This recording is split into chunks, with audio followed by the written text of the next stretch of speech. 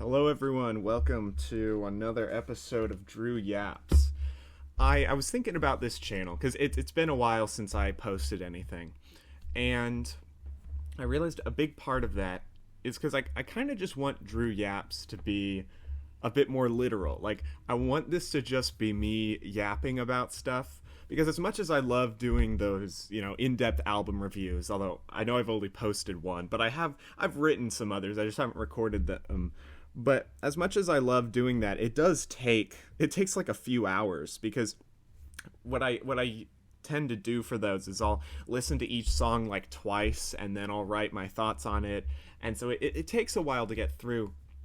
And I really want this to just be something where I can sit down and talk about some subject I'm passionate about. And maybe I'll get some details wrong, or maybe there'll be something that I could have put better if I had put more thought into it. There might be some like awkward pauses like that, but I think it'll be more fun for me.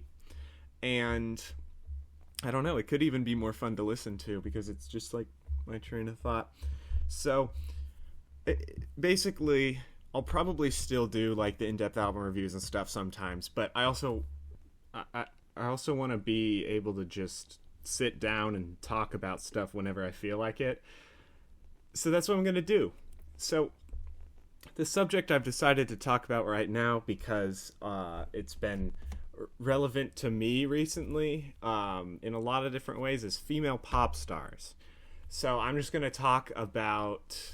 Well, first I'll probably start by explaining my feelings on pop and female pop stars in general, and then I'll talk about some specific ones that I care about in some way, because a lot of female pop stars I don't care about that much. Same with a lot of male pop stars, okay? I love women. But that's all I'm talking about. But with pop in general, I like it. It's complicated. I would say that I like pop, but a lot of the most mainstream pop is kind of boring. But that's kind of the problem I have with people who say that they just like don't like pop music. I feel like if you don't like pop music, if you say that, you're probably talking about like the mainstream pop stuff, because there's a lot of pop music, and I think there's a lot of good pop music, and pop especially gets good when it combines elements of other genres, but it still ends up being pop. So I think the best kind of pop is indie pop, generally. But I think indie pop is complicated because I have found some great indie pop songs. There are some indie pop artists that I really like. I think Dayglow would be considered indie pop, and I love his stuff. There's a lot of great indie pop. The problem is, indie pop kind of has such a specific sound to it that if someone's trying to replicate that sound, rather than just there's a difference between replicating the indie pop sound and like genuinely making music that sounds like that. I don't know exactly how to put it, but when it's done right, indie pop can be great, it can sound great, it's really fun. But when it's done wrong and it kind of feels like uninspired and it's just a replication of all the other indie pop songs, then it's a lot more boring and just feels kind of lame. So I think there's some good pop. I think there's some boring pop. I generally haven't found like pop songs that I find to be offensively bad. It's usually just that a lot of them are boring. So I think that's the big thing that with pop in general is it's a lot less. There kind of seems, from my experience, to be a lot less range, where it kind of goes from anywhere from being boring to like pretty good, whereas some other genres you can hear like the worst songs you've heard in your life and the greatest things ever. And it just depends. But a big thing with pop, especially the mainstream stuff, is it's called pop because it's popular music. Like, it's what's popular, and so the point of it is to and again, this is just generally speaking, I don't think any genre of music can be just put into a box, you know? But generally, they're trying to appeal to the masses and make the kind of music that is popular. And so because of that, it's pretty easy to be boring or feel uninspired. But I like some pop. And that's kind of what I'm going to get into, is I'm really only going to be talking about female pop stars that I like. And also with really just female music artists in general, it's interesting because there are a lot of female music artists that I really like. Like, I don't know, some random ones I can think of off the top of my head. I really like Stevie Nicks. I like Paramore. I like No Doubt. And there's plenty more that I can't think of at this moment.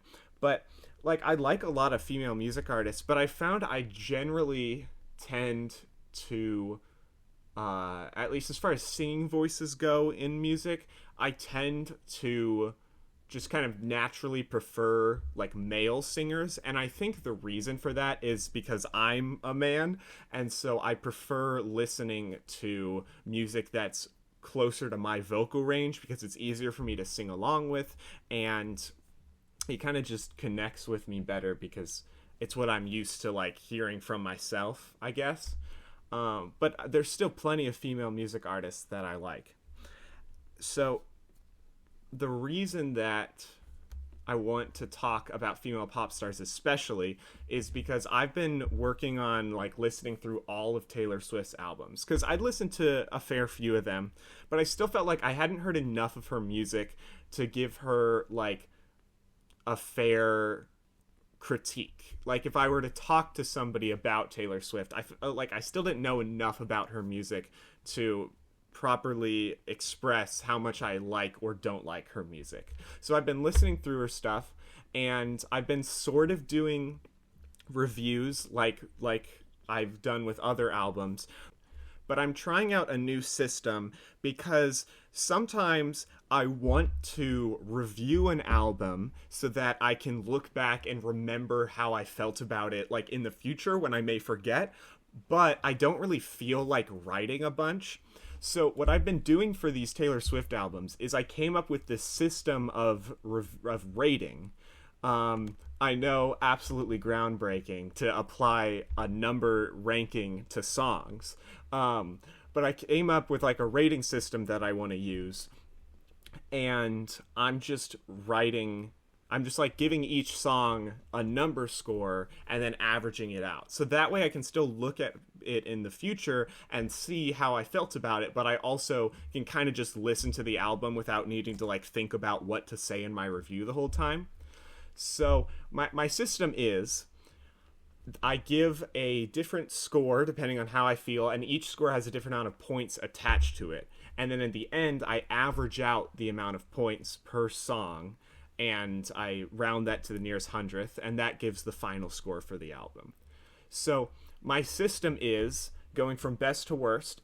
If a song is amazing, it's 5 points. If it's great, it's 3 points. If it's good, it's 2 points. If it's decent, it's 1 point. If it's boring, it's 0 points. If it's bad, it's -1 point. And if it's really bad, it's -3 points. So far, I've only used this for Taylor Swift albums so far, and there hasn't been anything that I've rated as really bad. I think I'm gonna be very, like stingy with giving those out. Because honestly, there's not that many songs that are really bad. I think what would make a song really bad is if it sounds awful and feels like completely uninspired. Because even if I think a song sounds bad, if I can tell that they still liked it and they were trying and like maybe they're proud of how it turned out, that at least gives me a little appreciation for it. Like I could hate a song, but if the artist that made it genuinely likes it and put their like effort and put their heart into it, then I still appreciate it some. But if they make an awful sounding song and they didn't even like care about it at all as they were making it, then it would be really bad. Whereas amazing, I give out a little more freely. I still am trying to be like careful about it, but It's just if a song really blows me away in some way, then I'll do that. So I'm gonna just talk about Taylor Swift's albums. I have still 2 albums left by her to review. I'm like halfway through Midnight's, and then I have to review the Tortured Poets Department, the anthology or whatever, which I'm actually going to review as 2 separate albums. So technically, I have like 2.5 left to review or something. I don't know, but I'll kind of talk about all of them. I think I'm just going to go in the order that I reviewed them, and I'm not going to talk about like each individual song and what I scored them, because that's not going to be interesting at all for people who don't know these songs.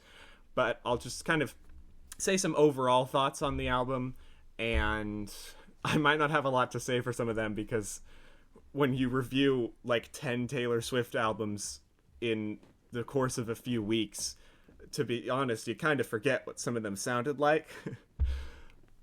But I'll just get started, get right into it. And then at the end, I'll say my overall thoughts on Taylor Swift as an artist. So the first album I reviewed by her was her first album, Taylor Swift, her self-titled. So I knew that she started out like making country music, but I didn't realize that it was completely country music.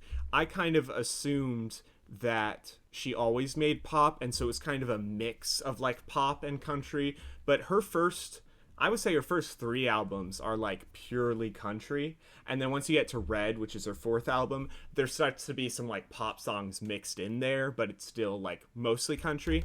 So I was actually pleasantly surprised by this album. It was a very good start. I ended up giving it got a final average score of 1.73 points per song. So on average, the songs were between decent and good, leaning toward good, which is pretty good score, especially for an artist that, I'm not like a huge fan of. So it was actually quite good. I'm glad I waited to do this until now, because I've actually become much more of a country fan recently. I've been listening to Glenn Campbell and Garth Brooks, and I love their music, especially Glenn Campbell. And that's actually helped me appreciate country music a lot more. And so I think if I'd listened to this earlier, I wouldn't really like this album. But now that I like country, this was actually quite a good album. I would definitely be willing to listen to it again, but it didn't like blow me away. I liked 10 out of 15 of the songs enough to add to my playlist, and my favorite song was Stay Beautiful, which I gave a score of great. So it was a nice country album, and it was, I think, a good start, a good introduction to her. And then that was followed up with her second album, Fearless, which, I'm going to be honest, I did not like Fearless. It bored me so much. I think like half the songs either boring or decent, which isn't great. I gave one song bad. I do love You Belong With Me.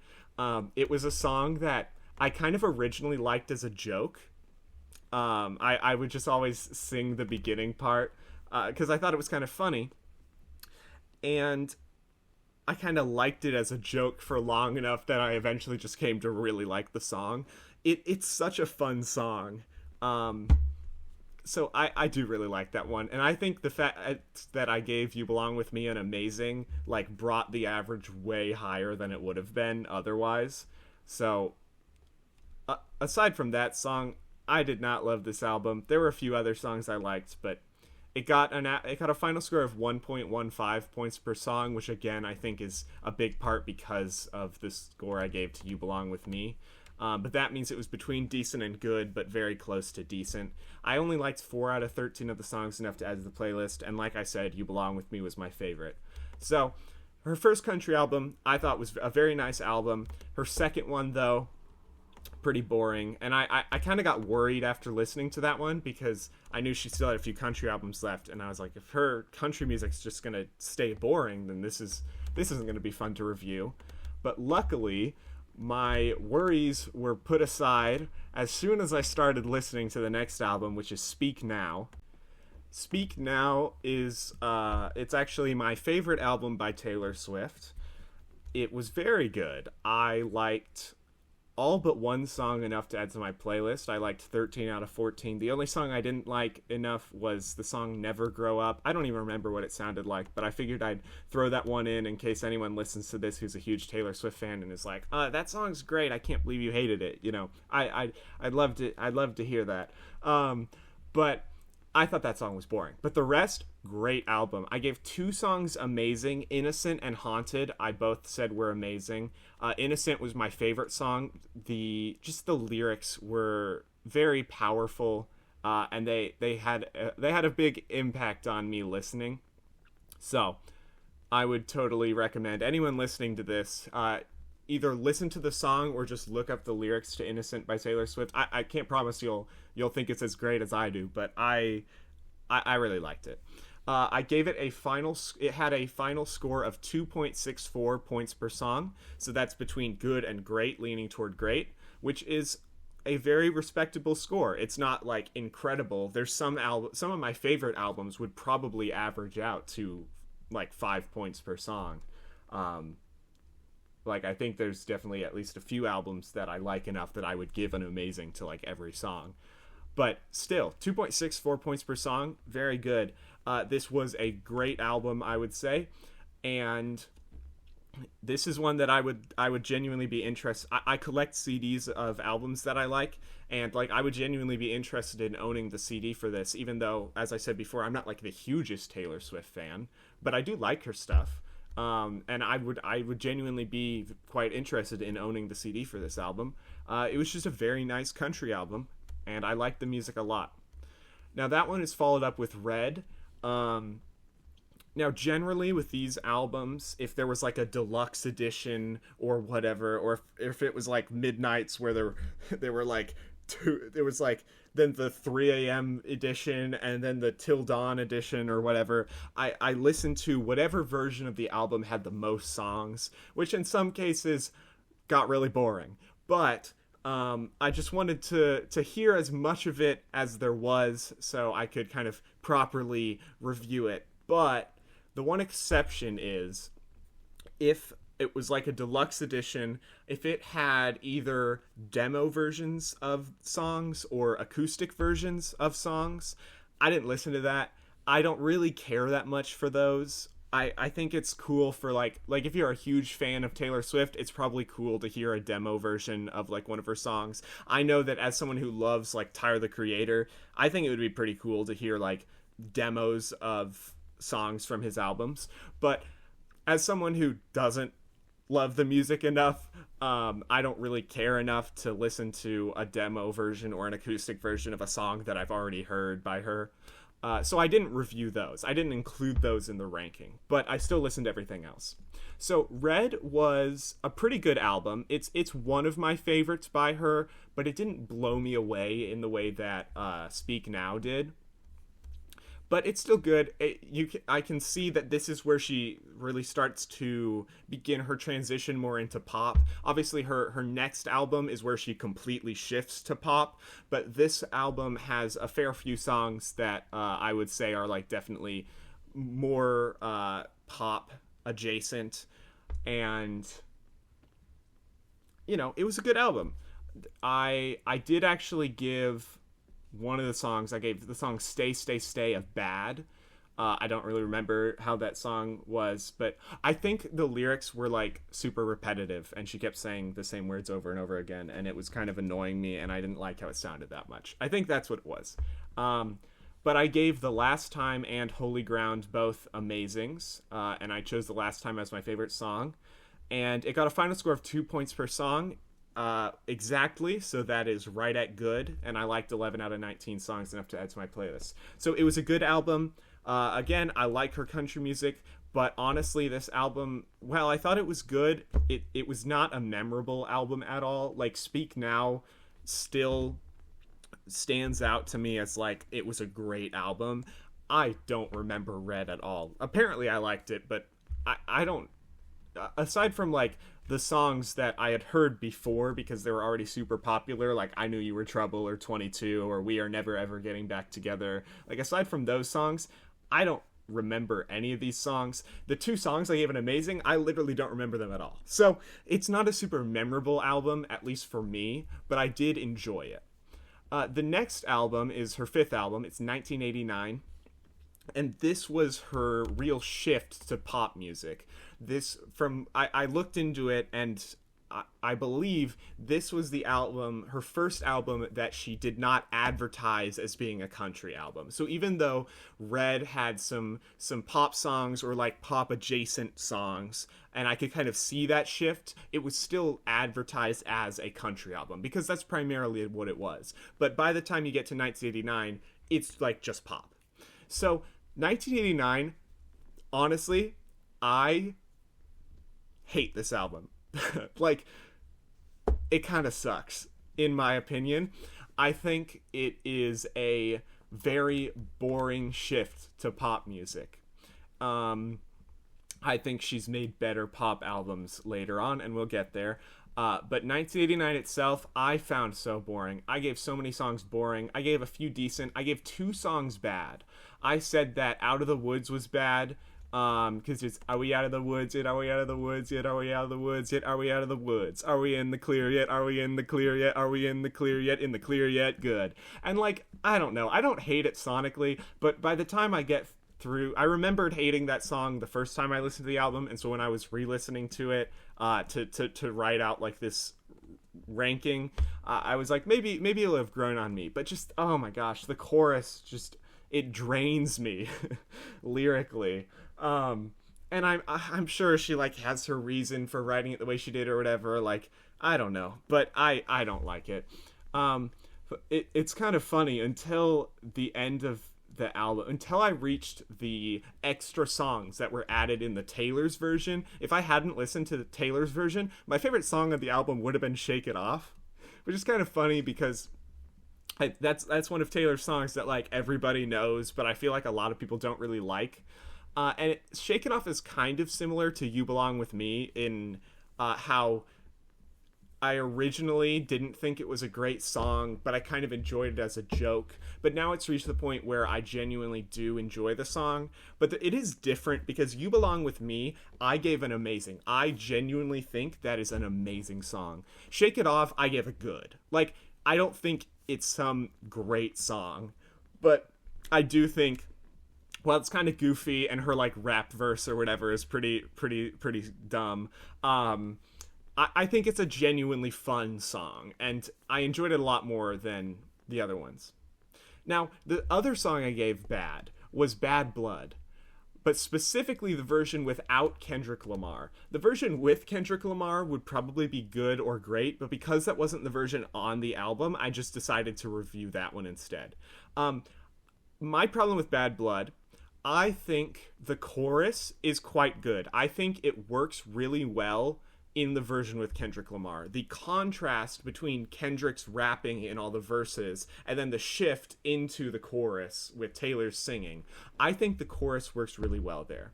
My problem is, in the original Bad Blood, where Taylor is singing the verses, I hate the verses. I can't remember exactly what it was. I don't know if it was the lyric writing or if it was the way it sounds sonically or a mix of both, but I think the verses are awful. And so it makes the song so much worse. And that's why when I then, after hearing Bad Blood for a while, when I eventually found the version with Kendrick Lamar, it was so much better because I hated her verses, but instead gets replaced with Kendrick Lamar. And Kendrick Lamar is great, and he does great on Bad Blood. And so now you've got the verses that are much better and done by a rapper that I really like. And I think when rappers and pop artists work together on a song, a lot of the time it's pretty fun. It's rarely ever like mind blowing. You know, I never listen to a song and I'm like, wow, this is like one of the best things that this rapper's done, because it's still pop music, but like it's usually at least fun. So the version with Kendrick, way better, but the original Bad Blood without him, I hate the verses, so I gave the song a bad. But finally, at the end, when I got to Taylor's version, the title's kind of interesting, but I did give the song Slut an amazing. I like that song a lot. It sounds really good. Um, so that was my favorite song.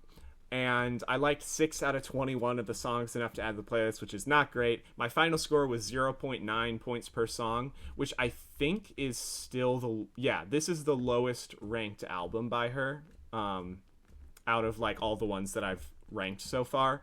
So 0.9 points per song, and that just means that the songs were slightly below decent, which is not great. And I did not like the album that much. Luckily, her next album is Reputation. Reputation, I think, I said this to, I think, one of my friends who's a big Swiftie. I think that Reputation is like the closest, given how Taylor Swift is kind of like the face of pop music, I would say. This is the closest that Taylor has gotten to mastering pop music. I think this album is really interesting. I think there's a lot of cool stuff she does that's kind of like not what you'd expect. It's very different from a lot of the rest of her music. It feels like she's experimenting more than she does in a lot of her other albums, and I think there's a lot of good stuff lyrically as well. My one problem with this album, even though I think it's the second highest ranked, like this is my second favorite album by her. My one problem is I feel like basically every song on this album, like I didn't give a single song boring. Every song was at least decent. So I think every song in this album had some sort of an interesting idea going into it. The problem is not all of those ideas were like fully realized. She didn't really reach the full potential that she could have on some of these songs. I think if she like went back and just spent a bit more time on each of these songs, just adding some things to make it a bit more interesting. One term that a YouTuber that I've watched has used that I really like, that I'm sure other people have used, I don't know. It's like if she added a bit more of like an X factor to these songs, something that really catches your attention and stands out. I think this could be an amazing pop album. But as it stands, it's still a very good album, and I enjoyed it a lot. Let's see. My favorite song on the album was Dancing with Our Hands Tied. That was one of the first Taylor Swift songs that I actually liked. Because I had heard a lot of the popular ones before I listened to these albums. But then I think like 2 years ago, I became like better friends with somebody who is like a big Taylor Swift fan. And so I asked her for some song recommendations. And she sent me like 5, I think, different Taylor Swift songs, and this was my favorite, Dancing with Our Hands Tied. It's a great song. I was kind of worried that I'd listened to it enough times that now I wasn't going to like it as much, and then I got to that point in the album and I was like, yeah, this is still amazing. So that's my favorite on the album. I think it's a very, very fun song sonically, and I think it's a really good representation of like one of these really interesting ideas she had that she did fully develop it. It did reach its full potential. Like this is the example of what the whole rest of the album could have been. I also gave the last song, New Year's Day, an amazing. I don't remember how it sounded, to be honest, but apparently I really liked it. I liked 8 out of 15 songs enough to add to the playlist. And my final score for the album, it averaged out to 2.07 points per song. So a little bit better than, I think it was Red. It was a little bit better than Red, but honestly, I respect and like the album a lot more, even if the score per song wasn't that different. So it was it was a good album. I liked it quite a bit. I remembered liking it in the past, and so that was one that I'd talk about. But then I saw a lot of people saying it wasn't like a great album, and so I was wondering if maybe I just remembered it more fondly because it was different and I didn't really like the other stuff. And so I was curious to see if I still felt the same way listening to this, and I do. It got 2.07 points per song, so it's just above an average of good, which is a pretty good spot to be in. Honestly, I didn't expect to have so much to say about Taylor Swift. But that's the point of Drew Yaps. If you don't want to hear me yap, then why are you even here? But I will say, the other female pop stars I'm going to talk about, I have much less to say about them. This is basically Drew Yaps, Taylor Swift, and then I'm just throwing a couple people on to the end. But anyway, her next album is Lover. I remembered liking this one a fair amount too, and I thought it had the potential to maybe overtake Reputation in like my opinion, but it did not. I'm just going to tell you the average first. It averaged out to 1.22 points per song, so that's a lot lower than Reputation, and honestly lower than I expected. I thought this album would grow on me a lot more than it did, but it really didn't. The problem is the best songs on this album are like quite good, but that's all I really remembered from the album, and that's why I expected to like it more than I did. But like, I still only liked the songs that I liked before enough to add to my playlist. So only the ones I remembered were good enough, which was Cruel Summer, pretty good song. Didn't blow me away. Honestly, I don't totally get why it's the most popular song on this album, but I think it's good. Lover was a good song. The Man I gave great. That was my favorite song on this album for a while until I got really into one of these other songs that I'll get to in a second. But I really like The Man. It's a great song. I'd say it's my second favorite. I Think He Knows, really fun song. I really enjoy that one. I gave it a great. And Paper Rings, I gave an amazing. I got so into this song. I honestly, it might be my favorite Taylor Swift song. I feel like it does a really good job of capturing Taylor Swift's vibe. I know that she has multiple, vibes. Some of her albums are a lot more like melancholy. But like her upbeat, like I'm in love with people type of pop music. I think Paper Rings does a great job of capturing that. I think it sounds great sonically, and I am obsessed with the bridge. It's so good. But the rest of the album was every single other song on the album was either boring or decent. So it wasn't a great album overall. Me is quite an interesting song. I gave it a boring. I kind of thought it might be a bad, but after I listened to it, I was like, it's not a bad song. It's just not that interesting. And of course, that's the song where she goes, "Hey kids, spelling is fun," which is something. I don't know. I didn't hate it, but it just wasn't that interesting. So favorite song was Paper Rings. I liked those 5 songs out of 18 enough for the playlist, and the final score was 1.22 points per song. So a little bit above decent. So not great. After that was Folklore, which I was pleasantly surprised by. I didn't have many expectations for this album because honestly, Folklore and Evermore, they were like the only albums by her that I didn't really know existed. Like all her other albums I'd heard talked about. These two, I feel like they're just in a world of their own. I think they were released like in pretty close succession, but I don't know if it was like a double album type of thing, or if it was just like maybe a year between them or something. I didn't look into it enough, but they were released in fairly close succession, and I think they were released like during the pandemic. And so this was kind of her like response to like what her life was like, how she was feeling, her experiences and stuff. So Folklore, I was pleasantly surprised by. I think it's the word I used before, melancholy. It's kind of I think that's a good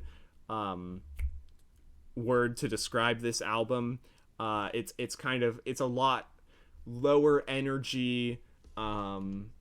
It feels like it's trying to capture a specific feeling, that feeling of isolation that came with the pandemic. And I think it does a very good job of doing that. That being said, while it does do a good job of capturing that feeling of isolation and kind of that feeling of just like being bored that came with the pandemic, that doesn't make for the most interesting songs all the time.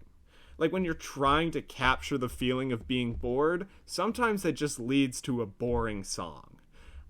So the overall experience of the album, I think, was pretty good. but the individual songs, a lot of them didn't blow me away. My favorite song was Betty, but a close second would be Exile. But aside from that, like, it got a final score of 1.31 points per song, so it's like a little bit better than Lover. I liked 6 out of 16 songs enough for the playlist, but it didn't blow me away. But I was in luck with the next song, next album, Evermore, which I've heard them be called sister albums. I think that's the term Taylor used. I'm not totally sure. But like I said, they were both released in pretty close succession, and they kind of are trying to do the same thing of capturing that feeling of isolation and whatnot that came from the pandemic. Evermore, however, I think does it much more effectively. The songs still kind of have that same feeling. They do a very good job of capturing the feeling of isolation and boredom, but musically they're a lot more interesting, and so the effect ends up being a lot better because it helps keep my interest for longer.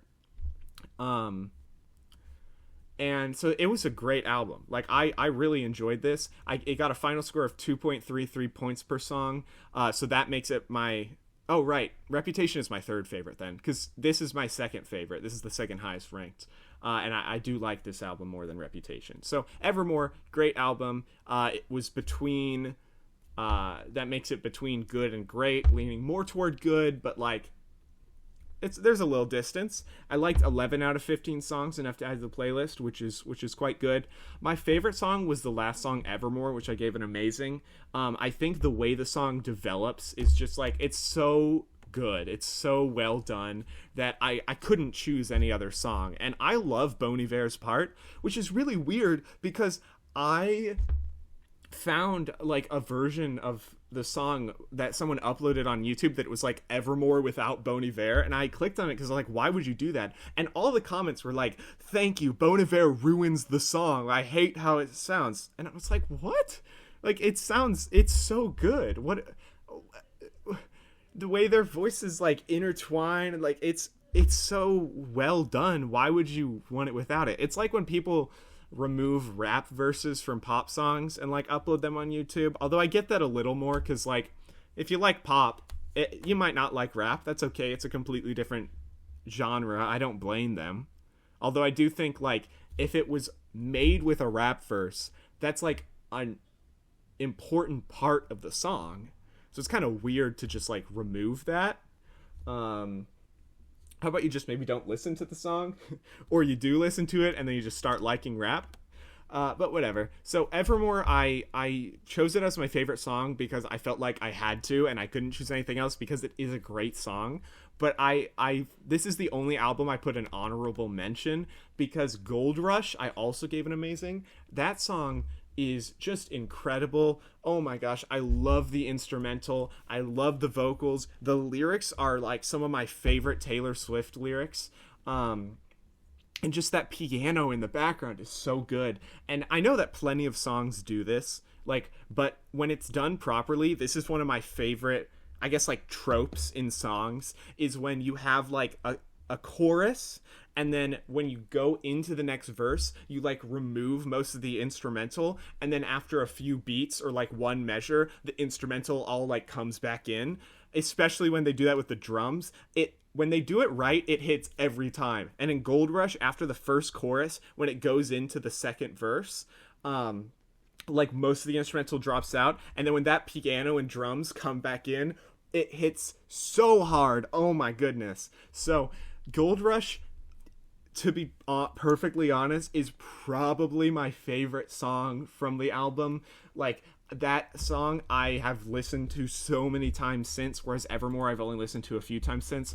But I did put Evermore as my favorite song because I think a better way to put it is that Gold Rush is my favorite song on the album, but Evermore is the best song on the album. But great album. I really like it. I would say Evermore and Speak Now are the two albums that I like genuinely want to have a CD of. And then I would also be, I wouldn't mind having a CD for Reputation. But Evermore and Speak Now, I like actually might add them to my wish list or something. So then you get to Well, I accidentally wrote 1989 for this instead of Midnights. That's kind of funny. Then you get to Midnights, which I was reviewing the Till Dawn edition. I've actually only got through the first 14 songs, and I think there's 23, but 2 of them are like acoustic or demo versions or something. So there's only 21 that I'm gonna review. So I have only reviewed half of the songs, and so I don't have a ranking yet. But honestly, it's not going well so far. I was told by my friend who's a Swiftie that this is an album that really grows on you over time. It has not so far. I listened to this album a few years ago. I'm listening to it again now, and I'm just bored out of my mind. I don't know, man. The first song, Lavender Haze, good song. I liked it. But I think that's the one. I could be wrong. I'll have to re-listen to it. But one of these songs on the album really reminded me of I Think He Knows from Lover. And it might have been Lavender Haze. I can't remember. But I Think He Knows is better. But Lavender Haze so far is the only song out of the 14 I've listened to that I liked enough to add to the playlist. The rest of them, I don't even know what to say. They just feel boring. I get the whole point is that I think she like wrote these at midnight or something. I don't know. There's some reason that the songs like feel the way they do, but it's still boring. It's like I said before, sometimes when you try to make a song that captures that feeling of boredom, you just end up making a boring song, and I think this album really falls victim to that. At least in my opinion. I know some people love this album, and I think that's great. And so I respect what the album's going for, because I know it really works for some people. But for me personally, I just don't really enjoy this album. I gave Antihero a decent, which I gave plenty of other songs a decent on this album. But that song specifically, when I first heard that song, I was like, oh, it's so bad, because I had heard the chorus online so many times that I was like sick of it. But now that it's been a while, like it's a pretty decent song. I didn't like it enough to want to add it to my playlist, but it was kind of close to being a good. It's not a bad song. It just kind of got overplayed for a bit. Karma, I'm going to be honest, I am not a big fan of Ice Spice in general. Some of her songs are, like, they're kind of fun, but I've never really enjoyed her music, even the ones that got really popular. Like, I'm not just saying this because she did all the, like, the weird, like, lyrics about farting and whatever. Like, even before that, I was never a big Ice Spice fan, and I don't like her verse on Karma. I think the chorus is all right. I don't mind it. If the verses were better, it could probably be a good, but I just gave it a decent because I like the chorus, but I don't love the verses, and I don't really like Ice Spice. I was kind of hoping Snow on the Beach would be like a good one, because it's got Lana Del Rey, and I just feel like if a song has a feature, that at least that adds something more interesting to it. So I thought maybe it would be good, but it was boring, man. So we'll have to see how I feel. Maybe I'll find some other videos, some other Drew Yaps subjects where I can like share my final thoughts on this album and the Tortured Poets Department once I've actually finished reviewing them. But so far, don't really like Midnights. It's on track to be probably the lowest ranked album. And then Tortured Poets Department, I listened to it when it first came out, and that's the only time I've listened to it, so we'll have to see what I think. But I remember, I think I listened to like the double album, and overall I liked around half of the songs enough for the playlist, which is pretty good. And I think there's a chance the album could grow on me. I've heard that the anthology is way better than the Tortured Poets Department. Like, the double album part is way better than the original, like, first album. So I am going to review them as two separate ones to see if I agree with that. And if I do, then the anthology might get ranked really high. I don't know. But the only song that I've really listened to since from that album is Fortnite. I think it's a great song. I love Post Malone's part. I love how Post Malone isn't super important to the song, but what he adds is really great. But like overall, I haven't reviewed that album, but I think it was decent. Okay, so now that I'm done with Taylor Swift, I'll just go ahead and talk about a few other people. Um, the first female pop artist that I want to get into now is Chapel Roan. This is an interesting subject for me because I am a Christian, and so there's a lot of stuff lyrically in Chapel Roan's stuff that doesn't really align with my views. But I don't know. I think what she's doing is really interesting. I feel like a lot of her music is kind of bringing. I've said this before, but I feel like her music is kind of bringing a spark back to pop that was kind of missing for a while. And so overall, I do like her stuff quite a bit. I think her album is great. I think Good Luck Babe is an amazing song. And even like lyrically, I think there is a lot of interesting stuff going on. I think for what she is aiming to do lyrically, she is a good lyricist. And so it's interesting. So I just kind of want to. I think The Rise and Fall of a Midwest Princess is a very good album. I have it on CD, and so I just want to talk about the songs on that album and my thoughts on them.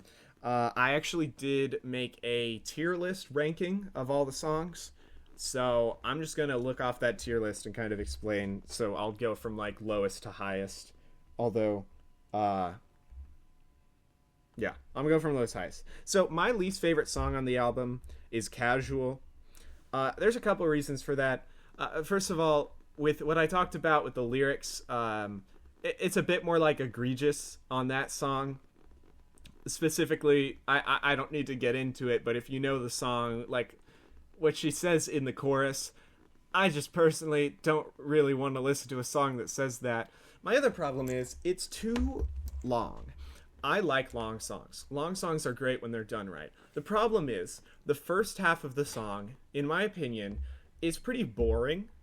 And then the second half of the song is amazing. The second half of Casual is great. It would be ranked so much higher. The problem is the second half of Casual is primarily just like repeating the chorus multiple times. Like that's a big part of what it is, which would be fine, except that the chorus is already repeated so many times in the first half that by the time I get to the second half, I'm already like sick of it.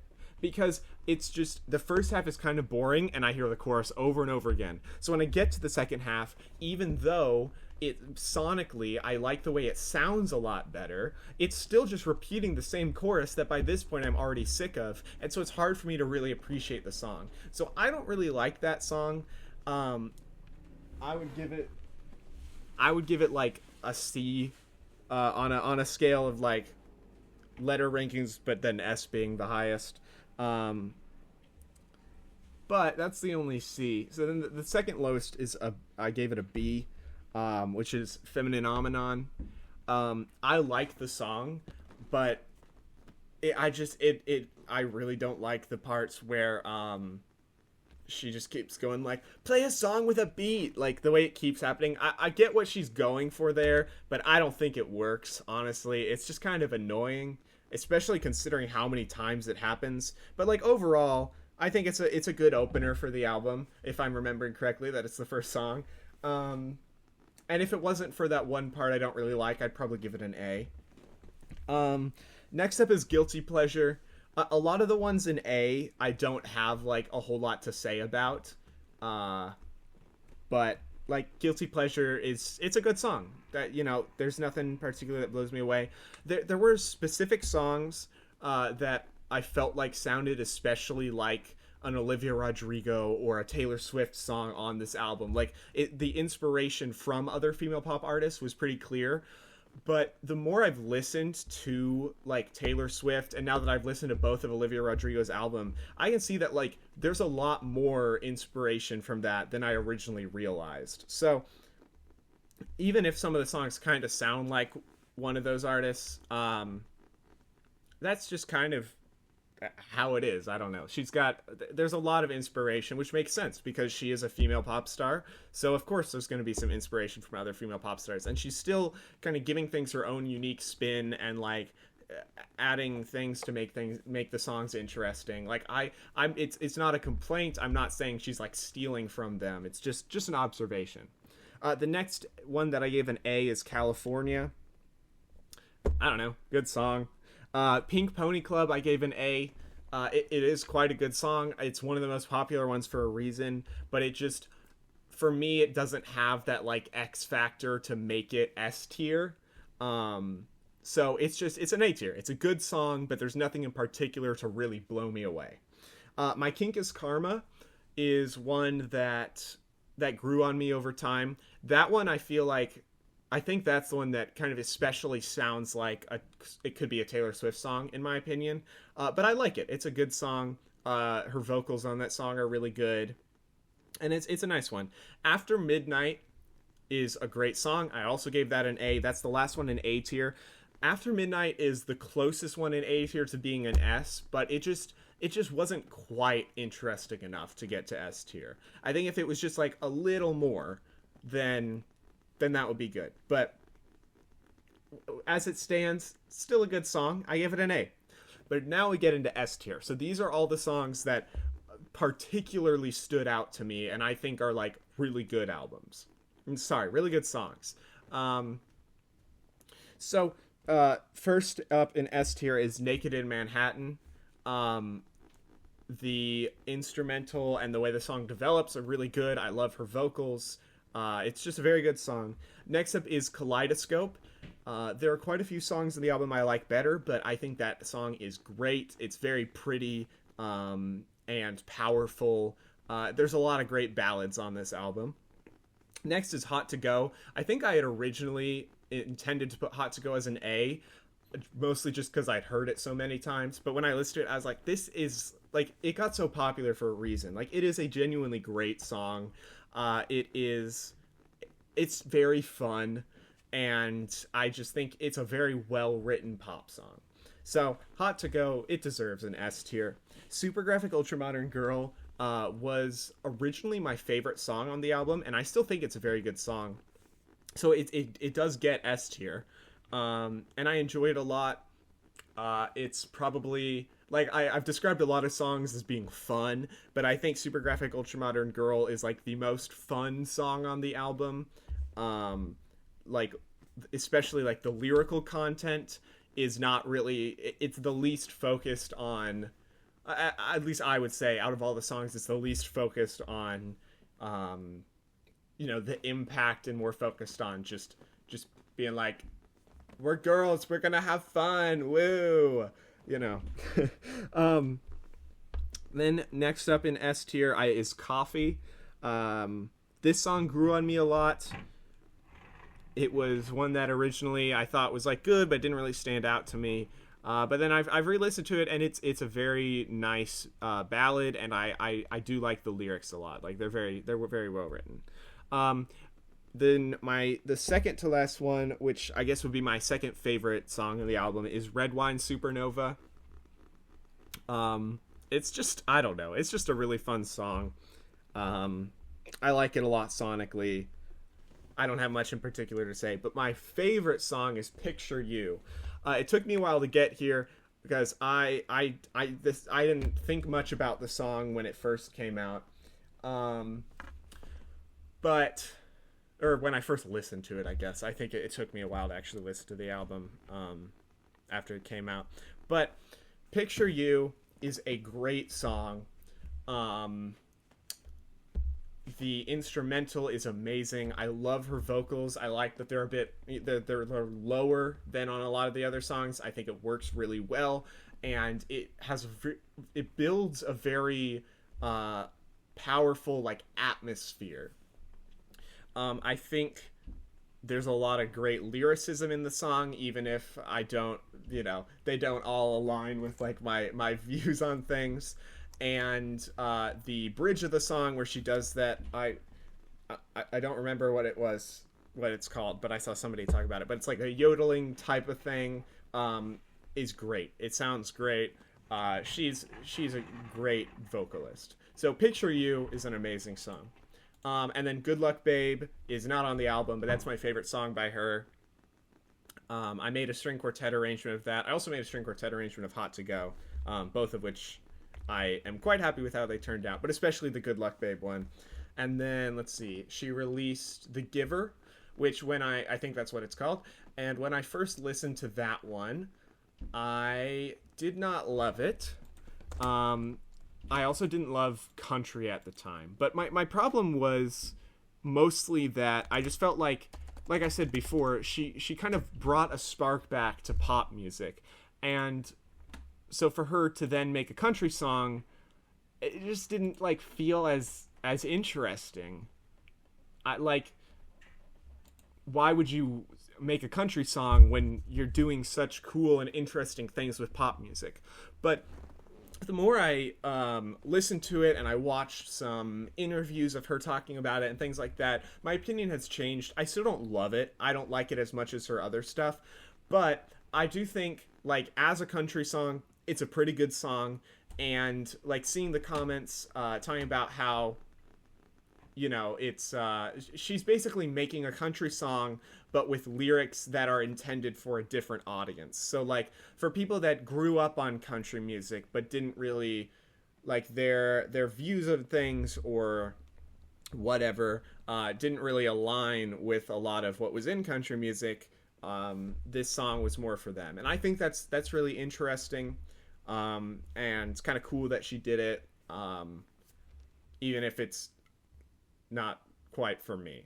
So I think it's a good song. And then it looks like she recently posted the Subway preview. I haven't listened to that. I think there's like a leaked version of the song, or like she performed it live or something. I haven't listened to that either, so I have no comment on the Subway. But next up is Olivia Rodrigo. I, for a while, did not like Olivia Rodrigo at all. Back when Sour came out, I thought her songs were dumb. Good for You, Traitor, whatever. Like all those songs on Sour that got super popular. I did not have as wide of a music taste or as like open of a mind for music at that time, and so I was just like, this is what girls like, and I don't like it. But then Guts came out, and there were some people I knew from school that like kept posting on their Instagram stories or whatever about Guts and how excited they were for it. And so I decided to listen to it, mostly just because I was expecting to make fun of it. But I was like, I'll listen to it because they're excited about it and I'm kind of curious to listen to one of her albums. So I listened to it, and I was surprised. Like, I didn't want to make fun of the album. It wasn't like my favorite album. It's still not my favorite album ever, but I genuinely enjoyed the album quite a bit. I'm trying to pull up the track list right now so I can talk about some specific songs. But like, it's a genuinely good album. I'm not the target audience, so I think the level of appreciation I have for the album is very good. Like, I don't love it. It's not my favorite album, but the fact that I like it as much as I do without being the target audience, I can imagine that the people that it's geared toward enjoy it a lot more. And so for that reason, I think it's a very good album. So Guts, I actually listened to way before Sour. I just listened to Sour for the first time recently. But talking about Guts, the first song, I'm not going to say the title because it's got a swear word. Oh no. But that's a good song. That one's grown on me a lot. Probably one of my favorites from the album. Bad Idea Right is a fun song. I learned the bass line on my bass guitar, and it's kind of fun to play. Vampire, I think, is my favorite on the album because it's probably my favorite Olivia Rodrigo song, but that doesn't seem to be a super popular opinion, so I kind of wonder if I'm missing something because there are a lot of other great songs on the album. But like, I don't know, I really like Vampire, so for now it's my favorite. If I listen to her stuff more, there's a chance it'll change. when I listened to Lacey, I was like, okay, this is why they chose Olivia Rodrigo to make a song for the Ballad of Songbirds and Snakes. Like, it's a beautiful song, and I feel like that song itself really like fits Lucy Gray Bard and her character and the Covey. And then, like Get Him Back is a fun one. I liked all of the songs on the album. I think it's just a lot of the ones that were a bit more edgy, the ones that weren't quite as much of like a ballad are the ones that stand out to me more. Although Vampire is definitely a ballad, and I really like that one. But it's a good album. I just don't necessarily have something to say about every song. But I enjoyed it quite a bit. And so after listening to that, I became... I would say I'm like a fan of Olivia Rodrigo. I'm not like a huge fan, but I like appreciate her music a lot more, and I think she is a good music artist. And so I would talk about her music on occasion and how she's good, and I think, some people don't give her enough credit and whatever. But I still hadn't listened to Sour because, that's another one I forgot to mention. Driver's License was another one that I like had sort of a prejudice against. Like, I had a bias against it just because it got like super popular. But then I heard, I think it was Good For You. I heard Good For You at one point later, and I was like, wait a minute, I thought this song was bad. I actually like this.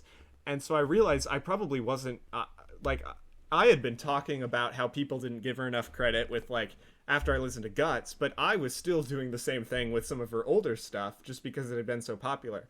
So recently I decided to listen to all of Sour, and it was a good album.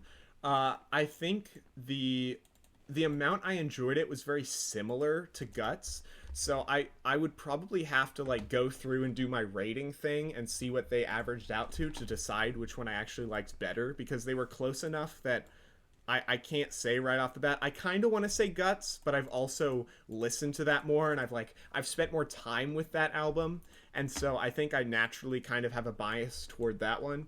But I'm not totally sure. But like the ones that got popular, like Traitor, Deja Vu, Good For You, and Driver's License, like those are all great songs. They got popular for a reason.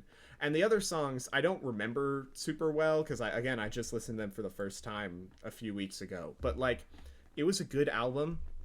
I think Olivia Rodrigo is a good pop artist. I think, her target audience is like sort of angsty, like teenage girls, and I think it's very well made for that audience, and it's also made in a way that can be appreciated even by someone like me who does not fit that description. So I'm a big fan of Olivia Rodrigo. I think her music's good, and if or when she releases another album in the future, I will definitely be interested in listening to it. I'm kind of at the point where I think I feel like this is especially a thing in rap, but there's so many music artists that will release a bunch of great music, and then they just drop off the face of the earth and don't release like another album again. Like, obviously a big example of that is like Frank Ocean, but there's like so many people like that where you just like won't hear from them for forever.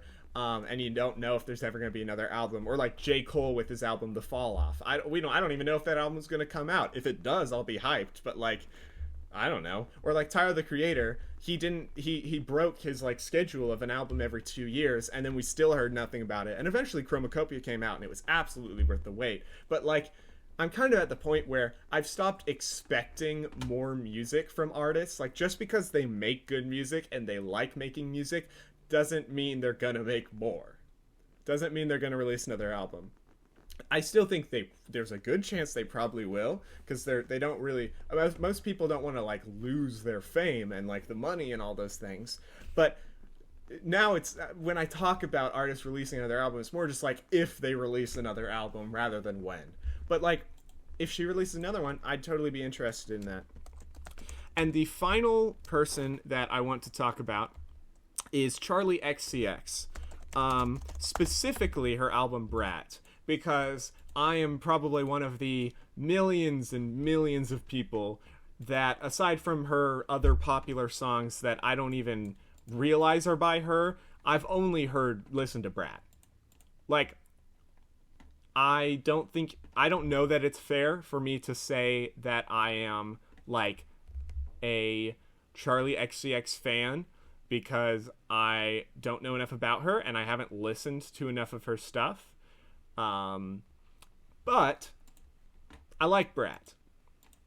What happened was the first time I listened to Brat, it took me a while. It was one of those things where Brat was so popular that I decided not to listen to it because I didn't want the hype.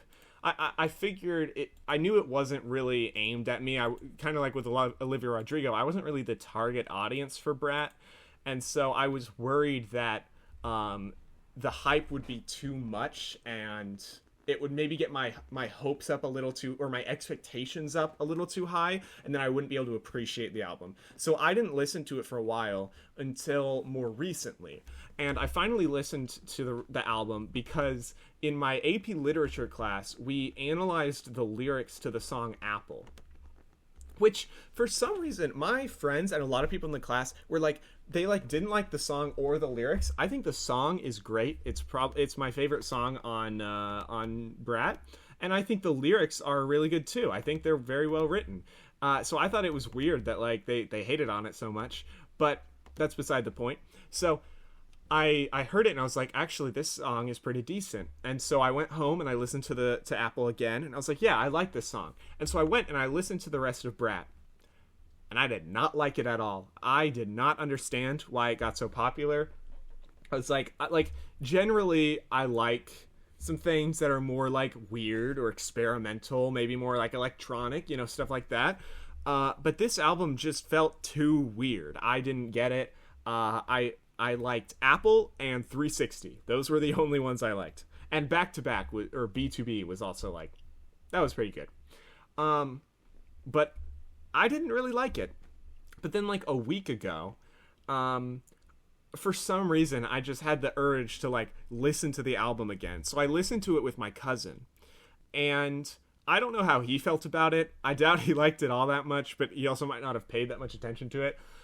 But on re-listen, it's like so much better than I originally gave it credit for. I still think it's weird, but now it's like weird in a way that I really like. It sounds so strange in a way that feels really unique. I don't know for sure. I always am hesitant to say that an album is like unique because I'm sure there's like plenty of other artists that's like that this is inspired by that I don't know about. Like I bet Brat sounds somewhat similar to like a bunch of other artists that are maybe more underground, or I just don't know about them. So take this with a grain of salt. But for me, the album feels very like unique, and it just stands out a lot in a way that makes it a really fun listen, in my opinion. And I actually enjoy this album a lot. I think if you go into the album like wanting to enjoy it, expecting to enjoy it, trying to enjoy it, you'll have a lot of fun. This is turned into like a good album for me to listen to whenever I just need like a mood boost. I can just listen to part of Brat and like focus on the music and just like dance to it and have fun, and then I just feel better. So I like the album quite a bit, and I think it's really cool. And so actually Brat and Don't Tap the Glass by Tyler the Creator have been my two big like mood booster albums recently, where if I'm feeling down, I listen to one of those. So it's actually a very good album in my opinion. I think it was deserving of the praise it received and the popularity it got. Do I agree with Anthony Fantano that it's a 10 out of 10 album? I don't know. I think if I listened to it more, I gave it more time to grow on me, I could potentially get to that point. For now, I just think it's like a fun album.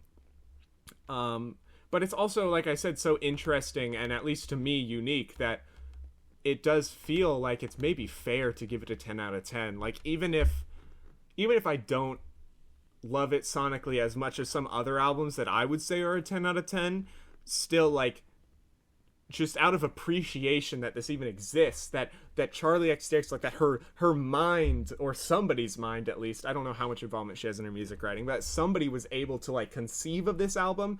That alone I can appreciate. But those are kind of like the main female pop stars that I care about. I like Ariana Grande a little bit. Zara Larsson used to be my celebrity crush. I guess. I don't know. I never really had a celebrity crush. I just thought she was kind of pretty. But those are the main four that I've actually like listened to a lot and care about. I really enjoyed doing this. I think if I had written this out more and like put more thought into what I was going to say, this probably wouldn't be as long, which I think would be less interesting. I enjoyed this yapping, and I hope it's fun to listen to. And yeah, I'll try to find more random subjects to yap about in the future. A lot of it will probably be music related, but the point of this channel is that I'll talk about whatever I want. So if you enjoyed this, thank you very much for listening all the way to the end. And, you know, feel free to subscribe and hit the bell so you can be notified, because honestly, I don't know when I'm going to be uploading more. Like, I don't have like a consistent schedule, and I'm going to be busy with college soon. So it really depends on things. So if you do want to, you know, listen to more Drew Yaps, it probably would be best to hit the notification bell, just so that you'll actually get reminded whenever it happens. But either way, I appreciate you listening. If you have any thoughts on anything I said, either positive or negative or whatever, I would love to hear it in the comments. Thank you for listening, and I'll talk to you later.